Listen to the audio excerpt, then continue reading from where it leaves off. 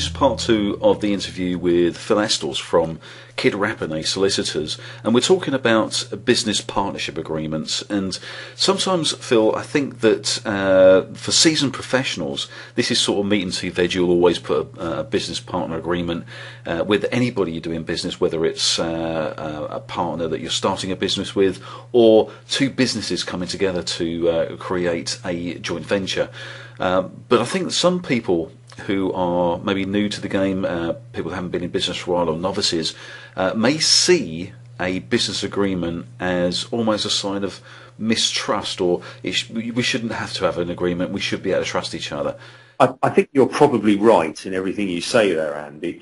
I think it is very respectful to another party to say, look, we need to put an agreement in place here, and we need to know where we stand. And if you won't do it for yourself and you won't do it for the ultimate success of the business, then do it for your bank manager that wants you to be able to pay your mortgage, and do it for your family that want you to be successful in what you do, because there are other responsibilities. You need to have these in place. I think people actually think they can be quite expensive to put in place in the first place, and maybe they'll delay the commencement of the business itself, etc., etc. None of those things I don't think are particularly true, and really, and most importantly, what it does is when you start taking advice from your solicitor regarding the partnership or shareholders agreement, it actually gets you thinking about things that even,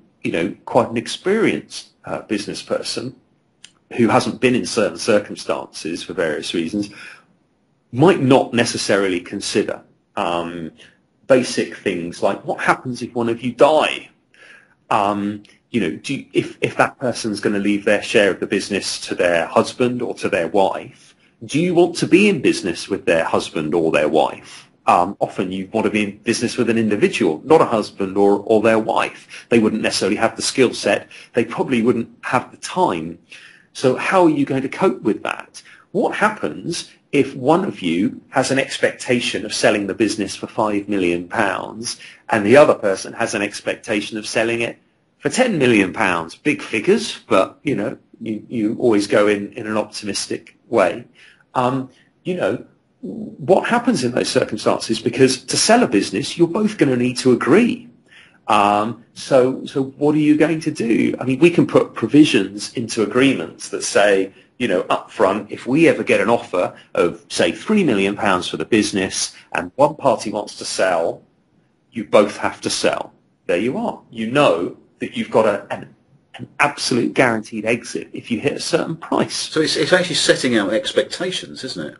Does. It certainly does. And you can perhaps consider that it sets out a framework for the business. It makes you focused. It really does. You're not entering into, if you like, a sort of prenuptial agreement and killing the romance, although a lot of people do those, and I suppose they're to be recommended. But essentially you're saying, look, we're in business, and I'm in business with an expectation, and I want to follow this framework when running a business. And that's how it is. If you're a shareholder in a business, in a company, you probably have an expectation that you'll be allowed to be a director and run that business while you're owning it. But guess what? If you've got 30% and the other party's got 70% of the shares, well, if you've got 51% or more, you can remove the other party as a director and run the business without them and make the decisions against their will. People don't realise this, and this kind of thing needs to be covered off, and it needs to be done properly. And again, looking back to our discussions previously about business contracts, it's about wriggle room, because if you're dealing with someone, maybe they are more experienced than you in business, maybe they're the sort of grown-up in the room, as it were, with previous dealings and knowledge.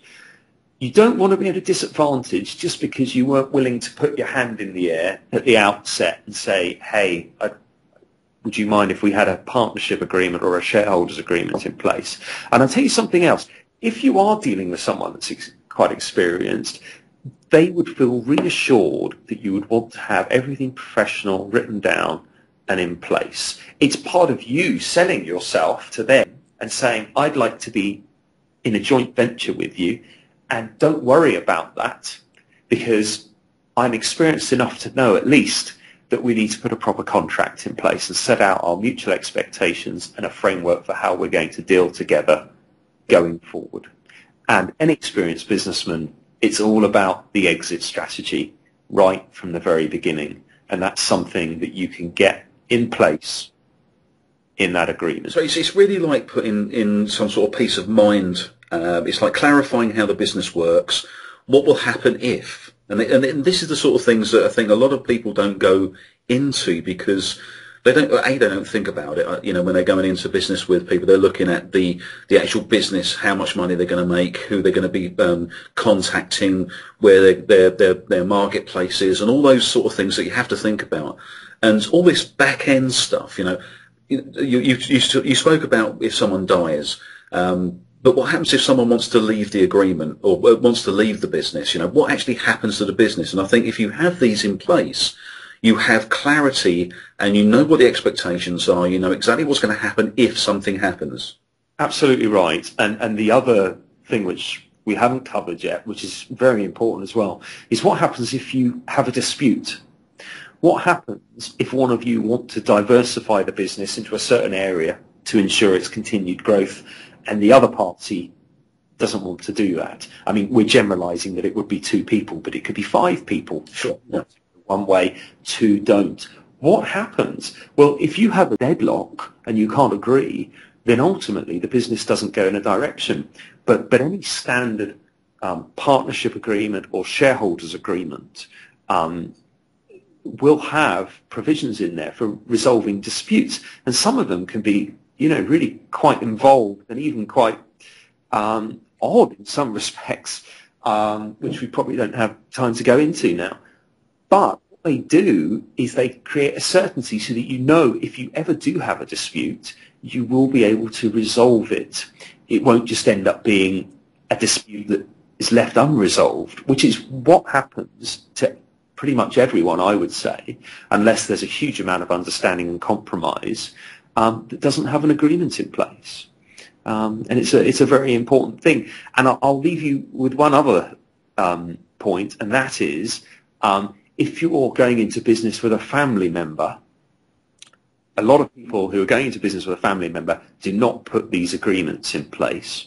My experience would suggest that would be an error. Family members are perfectly capable of falling out with each other in business, as perhaps is obvious if you think about it, just as any other 2 third parties together. So always get an agreement in place. Very important. So really what you're saying is that whatever the situation, whatever the circumstance, and whoever you're doing business with, just have it as, if you're going into partnership with anybody, going into business with everybody, whether it's a shareholder or a partnership agreement, always go for the agreement as a matter of course. Don't make a decision whether you're going to have one or not. Always have one. Absolutely. Okay. Brilliant piece of advice there, Phil. So thanks very much for that. We'll probably come back and talk a little bit more about going into this a little bit more in depth about the maybe partnership agreements and also agreements between people who are starting business, the shareholder agreements as well, because I think that's quite an interesting area. So for the moment, thank you very much, Phil.